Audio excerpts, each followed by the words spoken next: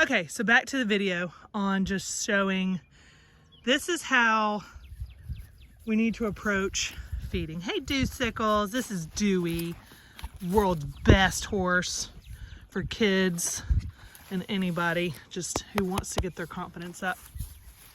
All right, so I'm posting this video to talk about why you need to ask the horse what they want, okay?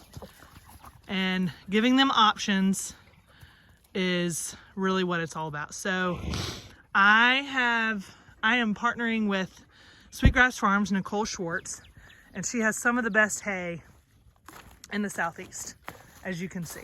It is gorgeous. She ships it in from Ohio and sometimes Canada. This is a very nice blend of Orchard, Timothy, and Alfalfa, or Orchard and Alfalfa mix, and it's very, very nutritious, okay?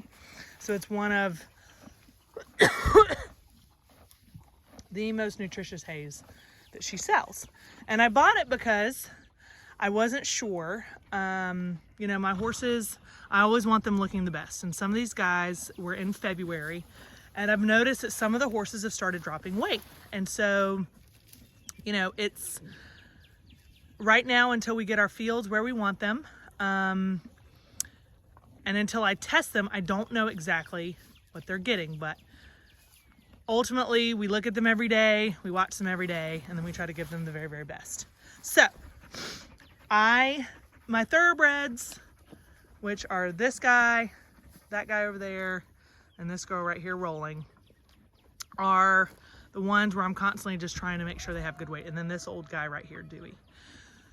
So what I started doing is I started putting out a couple piles of this hay, and just to supplement them, and to help the ones that needed the weight get it. So, but I want to show y'all something. So we've got this unbelievably nice Orchard-Alfalfa grass or hay, and then we've got our field, which we just moved them, which is fescue and rye and some clovers and some small legumes, and we're letting the horses decide. Okay. And I find that what's really interesting is look at what some of these horses are deciding. They are deciding to go out and eat the fescue. They are deciding to go out on the field and eat what's out there, and they are grazing. And so I find that really fascinating from just a standpoint of, we can sit here and we can say, oh, well, grass just isn't good enough, or this type of grass isn't good enough, or this is subpar, or whatever. And then we give the horses or we give the animals options, and then we let them choose. So now they're kind of circling back, which is fine.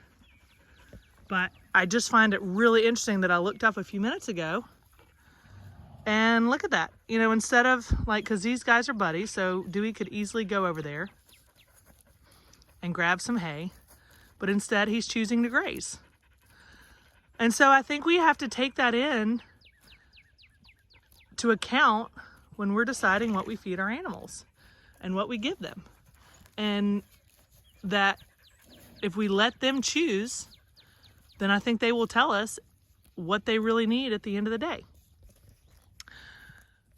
And look at Annabelle, sweet Annabelle. She's over here just munching on that really good new grass. So, you know, this is great hay. I'm not saying it's not, it's top of the line. And I just want to make sure I'm always giving them good options so that they can pick. But again, I just find it very, very interesting that they literally have the best of the best right in front of them. And yet some of them are deciding, nope, we're going to go over here and we're going to eat this grass. So I just encourage horse owners to practice adaptive grazing. Let the horses decide. Watch them every day. Test your soil, test your grass. And then step back and watch and see what the animals tell you. Okay? This is Connolly Sullivan, Eremos Farms. Y'all make it a great day.